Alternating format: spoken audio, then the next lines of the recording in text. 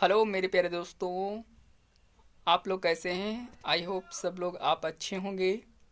और मेरे चैनल पे आपका बहुत बहुत स्वागत है। जो लोग मेरे चैनल पे पहली बार आए हैं वो प्लीज़ मेरे चैनल को सब्सक्राइब करें और इसे शेयर भी करें, लाइक कमेंट भी करें। और जिन लोगों ने मेरे चैनल को सब्सक्राइब किया है उनको बहुत बहुत धन्यवाद। जैसा कि आप लोग जानते हैं कि मैं डेली करंट अफेयर्स और हिस्ट्री का पोर्शन ये कवर कर रहा हूँ, पूरा मध्यकालीन कंप्लीट करूँगा, उसके बाद मॉडर्न हिस्ट्री कंप्लीट करेंगे हम लोग। तो इसके मेरे 2 लेक्चर हो भी चुके हैं। जिन लोगों ने नहीं देखे हैं वो प्लेलिस्ट में जाके देख सकते हैं। और करंट अफेयर्स की भी प्लेलिस्ट बनी हुई है, तो उसमें आप जाके डेली का करंट अफेयर्स भी देख सकते हैं। तो मेरे प्यारे दोस्तों, आप लोगों ने मेरा साथ दिया और साथ दे रहे हैं, और कोशिश ये है कि आप लोग मेरा साथ देते भी रहेंगे आगे तक। और मेरी भी यही कोशिश है कि अच्छा अच्छा आपको कंटेंट दें और अच्छा अच्छा लेकर आएँ आपके सामने, ताकि आपका भी फ़ायदा हो और आपके आने वाले जो एग्ज़ाम में है उसको आप मतलब उसमें आप क्या कर सकें, सफलता हासिल कर सकें। और आपको एग्ज़ाम में ये क्वेश्चन ज़रूर देखने को मिले। जो हम आपको मटेरियल दे रहे हैं, कंटेंट दे रहे हैं, इसमें से क्वेश्चन जो मतलब आएंगे वो बहुत ही इंपॉर्टेंट हैं। इसमें जो मैं पढ़ाऊँगा और जो पढ़ाने जा रहा हूँ, इसमें पहले मैंने बाबर कंप्लीट किया, फिर हुमायूं। तो इसके बाद में अकबर के बारे में आज मैंने शुरू किया ये टॉपिक। ये लेक्चर हमारा जो है तीसरा है। तो इसके बारे में बताऊंगा और फिर ढेर सारे मैं क्वेश्चन भी कराऊंगा इसके बेस पे, अकबर के बेस पे, ताकि अकबर से कोई भी क्वेश्चन आपका मिस ना हो पाए। तो समय ना वेस्ट करते हुए बढ़ते हैं, अकबर के बारे में बताते हैं, चर्चा करते हैं। तो अकबर एक महान सम्राट के बारे में नाम से जाने जाते थे। तो अकबर और बीरबल की कहानी भी आपने सुनी होगी बचपन में, और आज भी सुनते चले आए होंगे। तो इस तरीके से ये अकबर ही बहुत क्या थे, फेमस और प्रसिद्ध शासक रहे हैं अपने समय में। तो इन्होंने क्या किया हुआ है कि शासक जब तक रहे तब तक इनकी जो मतलब डेट है वो याद आपको रखनी पड़ेगी। क्वेश्चन में ये भी पूछता है कि उन्होंने कब से कब तक की शासन किया हुआ था। तो इन्होंने क्वेश्चन में अगर पूछ दिया तो आप यही बताएंगे, ये वाला शासन 1556 से लेके 1605 ईसा पूर्व तक की इन्होंने क्या किया था, राजगद्दी पे बैठे थे। तो ये शासक सत्ता है इनकी। तो अगला मतलब पॉइंट ये कह रहा है, अगर अकबर का जन्म पूछा जाता है तो मेरे प्यारे दोस्तों, अकबर का जन्म हुआ था 15 अक्टूबर 1542 में, अमरकंटक में हुआ था। तो मेरे प्यारे दोस्तों, तो इस पे ये क्वेश्चन बन सकता है। तो आप अगर बताएं, मतलब पूछा जाए एग्जाम में क्वेश्चन, तो इनका 15 अक्टूबर 1542 में अमरकंटक में हुआ था। कहाँ अगर पूछा जाता है तो अमरकंटक में हुआ था इनका जन्म, किसका, अकबर जी का। तो अगर इनके पिता के बारे में पूछा जाए, अगर पिता की बात करते हैं तो पिता इनके हुमायूं थे, और माता का नाम इनकी हमीदा बानो बेगम था। तो इनके बचपन का जो नाम था बदरुद्दीन और जलाल के नाम से जाने जाते थे। जी हाँ मेरे प्यारे दोस्तों, तो इस तरीके से इन्होंने क्या किया हुआ, इनकी जो जन्म से लेके आखिरी तक की जो भी हुआ उसके बारे में हम लोग क्या करेंगे, विशेष चर्चा करेंगे। तो उसी के बारे में ये एक्सप्लेन थोड़ा सा करना ज़रूरी है, समझाना ज़रूरी है। तो जी हाँ मेरे प्यारे दोस्तों, इसमें यानी कि अकबर जो हैं, अकबर ने क्या किया हुआ था, नवरत्न भी रखे थे, चित्रकार भी रखे थे, संगीत में जो गायन करते हैं उनको भी रखा था। इस सब चीज़ों का मतलब जानकार था, और सब चीज़ें इसकी फेवरेट भी थी। तो इस तरीके से इसने क्या किया हुआ है, शासन किया। तो फिर से एक बार रिवाइज कर लेते हैं। 15 अक्टूबर 1542 में अमरकंटक में इनका जन्म हुआ था अकबर जी का, और इनके पिता का नाम हुमायूं था, और इनकी माता का नाम हमीदा बानो बेगम था। हमीदा बानो बेगम जो हुमायूं थे उनकी पत्नी थी, और ये मैंने हुमायूं के बारे में विशेष चर्चा की थी, तो भी मैंने बताया था आपको। ठीक है, तो अगला पॉइंट, इनके बचपन का नाम अगर पूछा जाए तो बचपन का नाम बदरुद्दीन और जलाल, तो 2 नाम करके इनके डुप्लीकेट नाम थे, यानी कि बचपन के नाम। तो अगला पूछा जाता है प्रथम संरक्षक। तो प्रथम संरक्षक जो था यानी कि मुनीम खां था मेरे प्यारे दोस्तों। और अगर सेकेंड यानी दूसरा संरक्षक पूछा जाता है तो यानी बैरम खां था। तो बैरम खां जो था ये मतलब शुरू से ही लेकर अकबर के अंत तक की रहा। तो अकबर ने क्या किया हुआ था, बैरम खां ये चाहते थे कि जो मतलब मुझे ऐसा कोई क्षेत्र दिया जाए जहाँ पे मैं भी शासन कर सकूँ।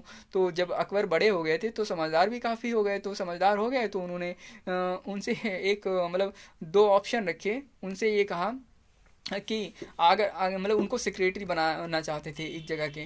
तो कोई एक क्षेत्र एक था, तो वहाँ का सेक्रेटरी बनाना चाहते थे। कि कहा कि आप यहाँ रहेंगे तो मतलब सेक्रेटरी बन के रहना पड़ेगा, अगर आप वहाँ पे हज पे जाएंगे तो हज पे चले जाइए, तो आपको जो पसंद है वहाँ मतलब वो कर लीजिए। लेकिन उन्होंने क्या कहा कि मैं हज पर जाऊँगा, तो हज पे इन्होंने सोचा समझा गए।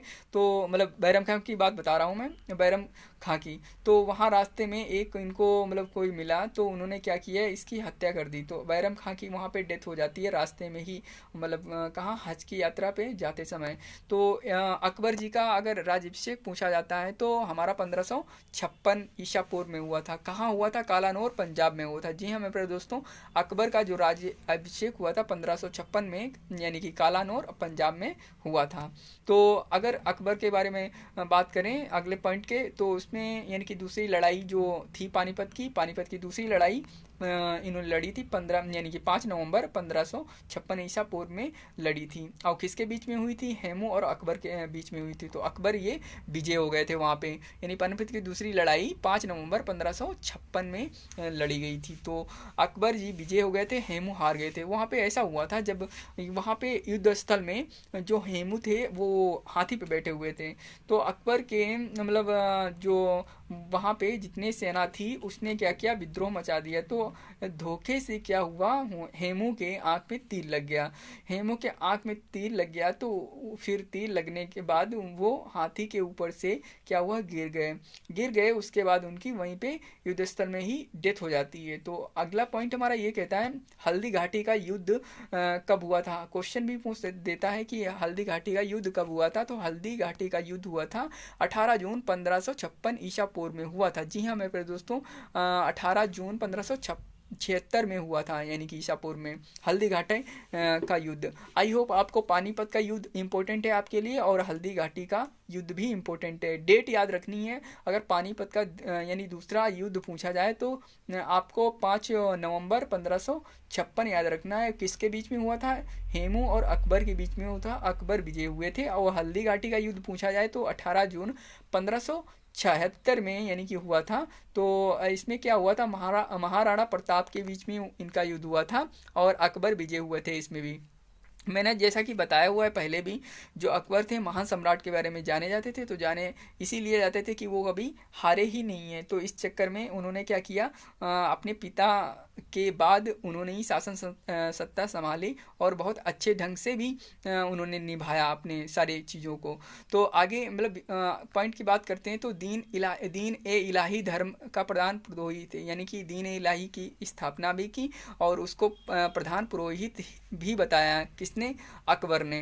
तो अकबर के दरबार में कलाकार भी रहते थे, जैसा कि मैंने पहले आपको बता चुका हूँ कि कलाकार, चित्रकार और नौरत्न, ये सारे अकबर के दरबार में ही मतलब थे।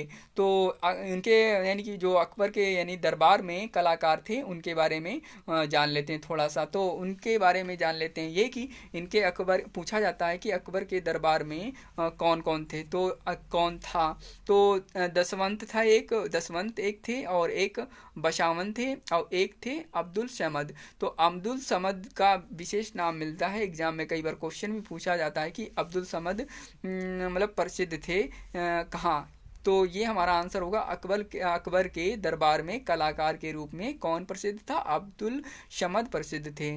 तो आगे यानी कि अगला पॉइंट ये हमारा कहता है कि अकबर के शासनकाल के प्रमुख गायक। अकबर के जो शासनकाल मतलब था अकबर का, तो उसमें प्रमुख गायक भी हुआ करते थे। जी हाँ मेरे प्यारे दोस्तों, उसमें प्रमुख गायक थे, उनका नाम भी हम लोगों को जान लेना चाहिए, और पता भी होना चाहिए, याद भी रख लेना। तो इसमें लिखा हुआ है तानसेन, और फिर बाज बहादुर, और तीसरे हमारे बाबा रामदास, और चौथे हमारे बैजू बाबरा। तो मतलब अकबर के शासनकाल में गायक की अगर बात की जाए, तो अकबर के शासनकाल में गायक थे तानसेन, बाज बहादुर, और बाबा रामदास, और फिर लास्ट बैजू बाबरा थे। तो अगला पॉइंट उसके बारे में बात करते हैं, विशेष चर्चा भी करते हैं। तो इसमें ये कहा जा रहा है कि अकबर के दरबार में जो नवरत्न थे वो कौन कौन थे। जी हाँ मेरे प्यारे दोस्तों, ये पूरी लिस्ट है, नवरत्न के बारे में जानेंगे।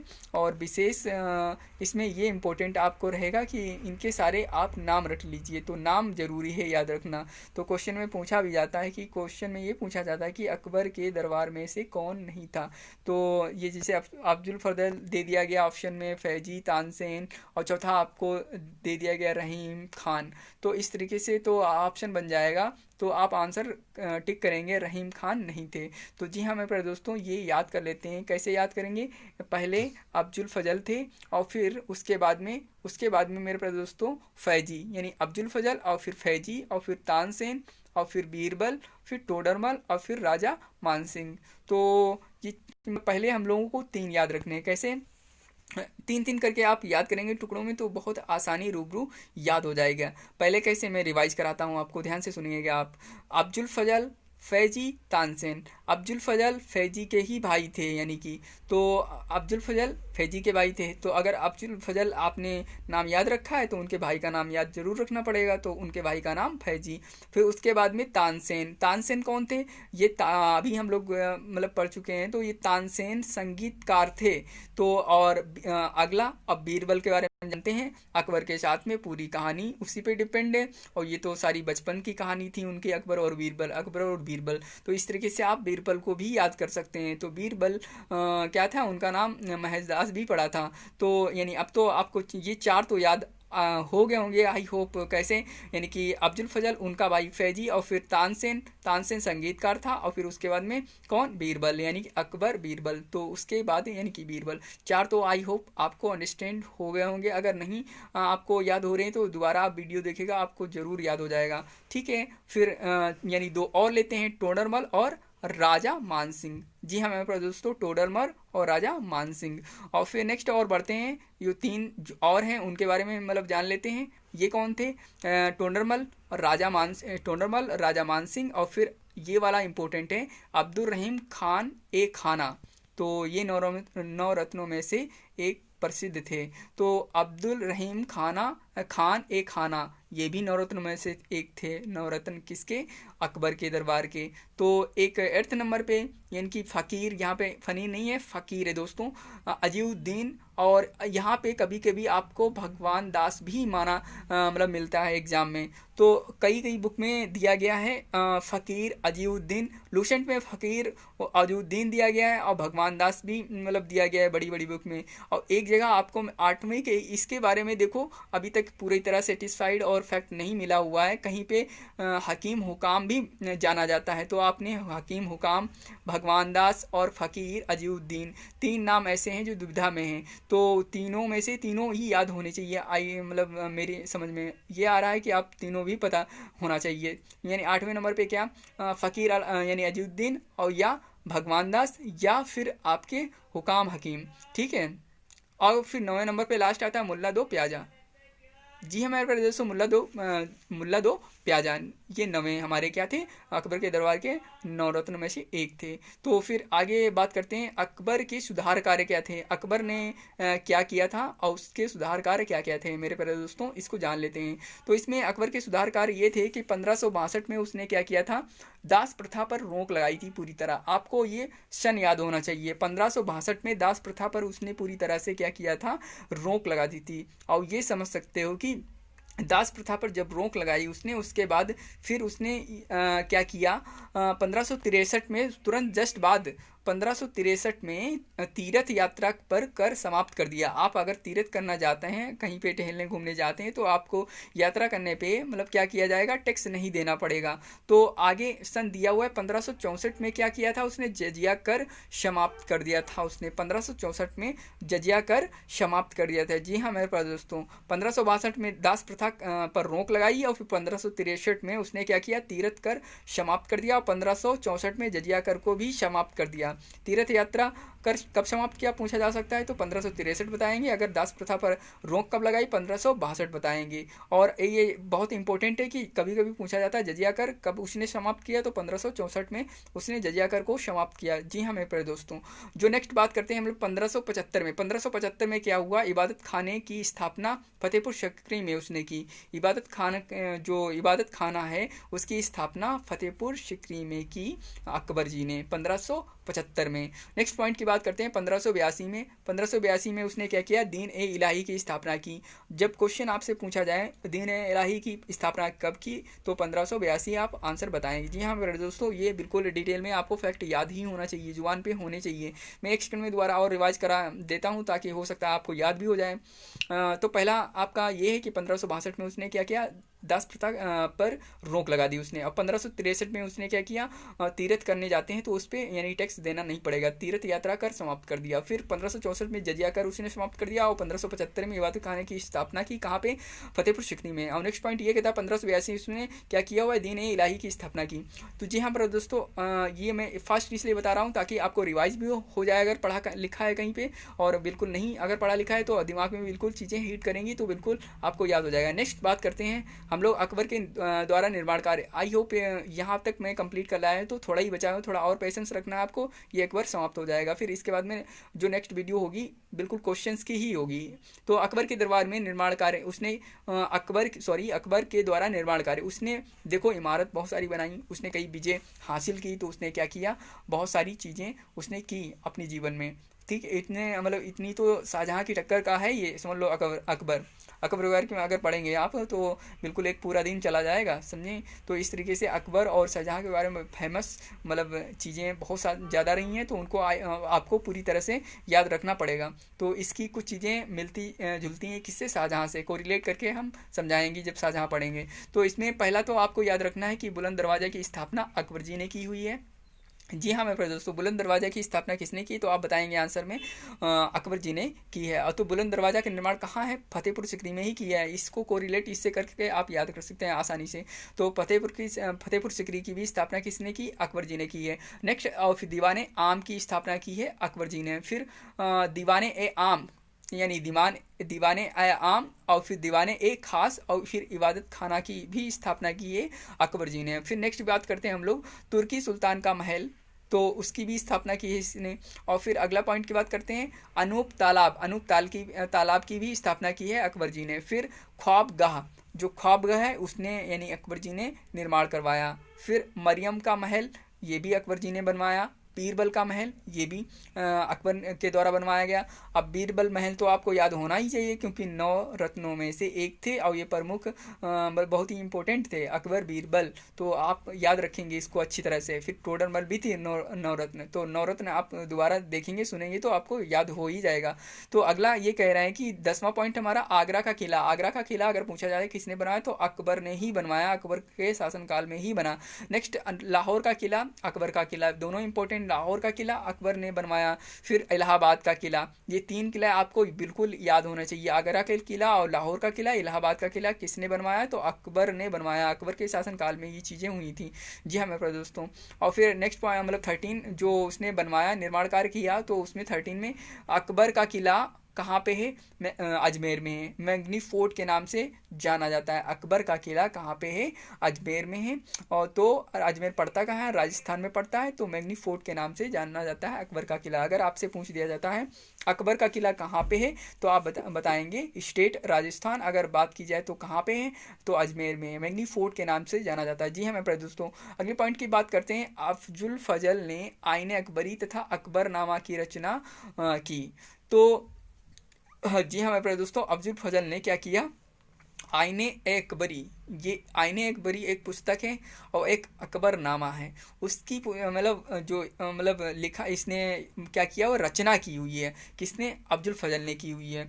तो नेक्स्ट पॉइंट की बात करते हैं। अकबर के मकबरे का निर्माण जो करवाया है किसने कराया, अफजुल फजल ने ही करवाया था। अगले पॉइंट की ओर बढ़ते हैं, उसमें लिखा है जहांगीर द्वारा आगरा के निकट मतलब जो सिकंदरा नामक स्थान पर कराया गया।